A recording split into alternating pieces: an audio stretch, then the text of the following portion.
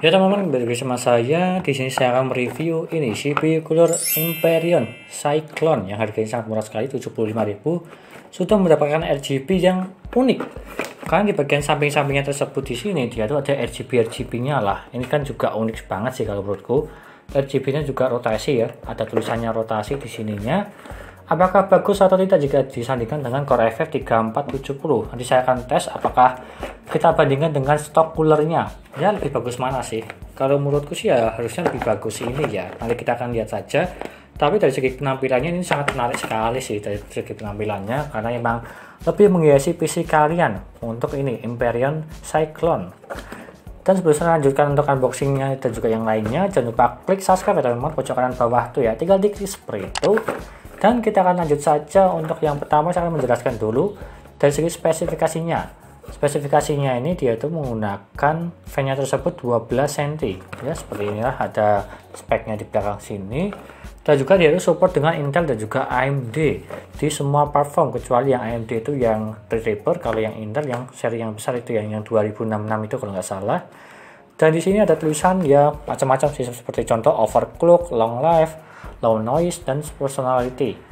Kalau overclock, kalau menurutku sih ya nggak usah pakai ini sih kalau overclock, karena ya tidak merekomendasikan sih kalau menurut saya pribadi ya dari segi fan-nya ini. Kalau overclock itu lebih baik kalau menggunakan yang CPU cooler yang menggunakan pipa atau minimal 4 pipa lah, dia itu lebih bagus. Dan juga low noise, nanti kita akan bandingkan apakah ada suaranya atau tidak, berisik atau tidak lah. Cyclone nih ya, Hyperion Cyclone di sini tuh serinya ya CCG3001 sih kalau nggak salah seperti itu ya, tapi cuma gini aja. Emang punya satu tipe sih kalau nggak salah Hyperion tersebut. Hyperion itu biasanya di produk-produk yang seperti aksesoris ya, aksesoris seperti keyboard, mouse, dan juga headset dan juga yang lainnya lah. Kursi gaming juga ada sih Hyperion. Tapi di sini saya akan mereview aja untuk ininya CPU coolernya, apakah bagus atau tidak, ataukah rekomend atau tidak juga. Dan kita unboxing aja langsung di sini, nggak usah pindah kamera, seperti ini aja. Aku juga belum bukanya sih kalau yang ini. Dan seperti ini dia tuh ada bracketnya ini buat Intel. Kalau AMD dia itu sudah ada langsung di mobunya. Kalau AMD ya, kalau Intel dia itu harus pakai ini. Dan dia itu memakai pengait ya ini ya. Hampir sama dengan LCD BF100 itu ya.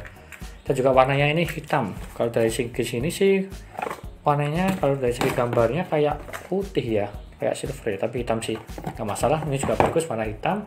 Dan di sini ada gambar logo dari Hyperionnya, naga-naganya lah. Menarik sih kalau yang ini ada logo-logonya. Di sini akan ada RGB-nya dan di tengah juga ada RGB-nya. Jika kita lihat dari segi boxnya ini. Dan isinya sih cuma ada itu sama ada thermal paste-nya. Ini ya, thermal paste-nya ini dari Henschel. Nih. Mungkin saya tidak akan memakai ini sih. Paling saya akan memakai yang biasanya saya pakai, yang HY510. Dan di sini aja sih simple ya ini ya. Ini juga sangat besar sekali. Jika kita pakai sini apakah nabrak RAM-nya? Kalau kita lihat, bentar.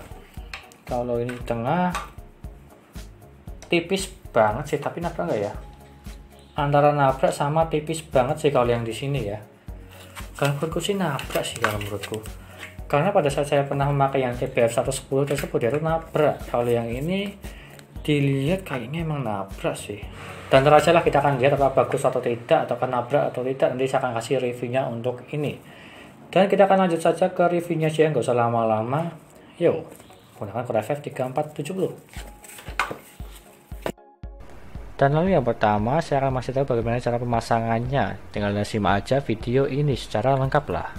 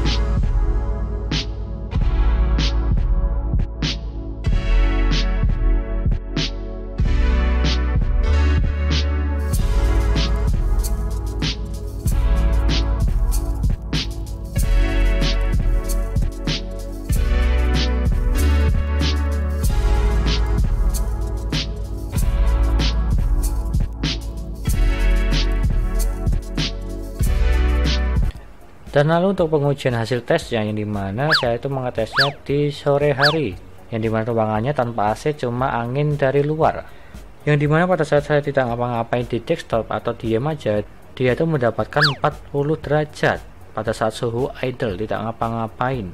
Tapi ya bisa Anda simpulkan sendiri panas atau tidak untuk 40 derajat di suhu idle-nya. Dan lalu saya tes di CPU, di tes Cinebench R15 5 kali berturut-turut, dia itu mendapatkan 80 derajat untuk suhu maksimalnya. Terbilang ya panas sih, tetapi tidak menyentuh sampai 90 derajat, tapi yang masih nggak masalah ya. Di pengujian kedua sampai ketiga dia itu masih 70-an, di pengujian keempat sampai kelima dia itu 80 derajat. Lalu jika kita bandingkan dengan stok cooler Intel yang dimana harganya 30 ribuan itulah yang di marketplace, yang dimana suhu idle-nya mendapatkan 36 derajat, suhu maksimalnya mendapatkan 69 derajat.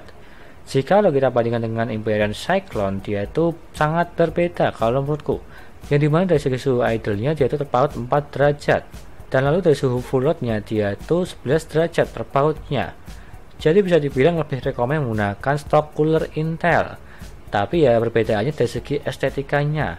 Kalau yang Cyclone ini dia itu lebih bagus atau lebih menarik, ada RGB-nya yang memutar. Meskipun di bagian tengahnya tidak ada RGB-nya, berbeda dengan yang ada di box-nya. Kalau di box-nya kan dia itu ada gambar RGB-nya atau warna-warnanya lah di bagian fan tengahnya. Tetapi dalam realitanya di bagian tengahnya tidak ada warnanya. Tapi yang paling menarik itu warnanya tersebut dia itu bisa berubah-ubah atau bergerak lah. Berbeda jika dibandingkan dengan Alice A, yang dimana TPF 100 tersebut dia itu tidak berubah, cuma satu warna aja, diem aja. Kalau yang ini dia itu lebih menarik karena berputar-putar. Meskipun di bagian tengahnya tidak RGB sih, tapi ya nggak masalah lah. Yang jadi masalah adalah dari segi suhunya. Sangat terpaut jauh sih kalau menurutku daripada yang stok cooler biasa yang harga 30 ribuan. Kalau menurutku sih ya tidak terlalu masalah sih. Jika kalian suka estetika, pakai yang ini nggak masalah juga. Tapi ya nggak sampai 90 derajat, jadinya aman-aman aja sih kalau menurutku. Ya masih terbilang wajar lah di harga 75.000. Jadi kalau aku pribadi pilih stok cooler atau Empyrean, saya memilih tidak kedua-duanya. Saya mending memilih yang harganya di atas 200 maupun 100 ribuan lah. Apalagi yang menggunakan pipa, itu lebih rekomen dengan harga 100 ribuan ke atas lah. Tapi jika kalian suka yang desain seperti ini, silahkan beli aja. Dari segi suhu kalau menurutku yang masalah tidak overheat sih, kalau menurutku masih standar wajar lah. Meskipun orang-orang bilangnya panas, tapi ya nggak masalah sih. Yang penting tidak overheat sampai restart PC kalian, jadinya masih aman. Seperti itu aja kesimpulan dari saya. Semoga bermanfaat bagi kalian yang ingin membeli ini. Dan di sini saya reviewnya jujur tanpa sponsor maupun apa-apa. Di sini tuh jujur ya. Tetapi dari segi warnanya saya tuh suka karena dia itu berubah-ubah. Itu yang paling saya suka sih. Sekian dari saya, terima kasih sudah menonton, dan juga jangan lupa like dan subscribe. Dan nantikan video lainnya mengenai review beberapa PC seperti CPU cooler, SSD, casing, dan juga yang lainnya. Terima kasih sudah menonton.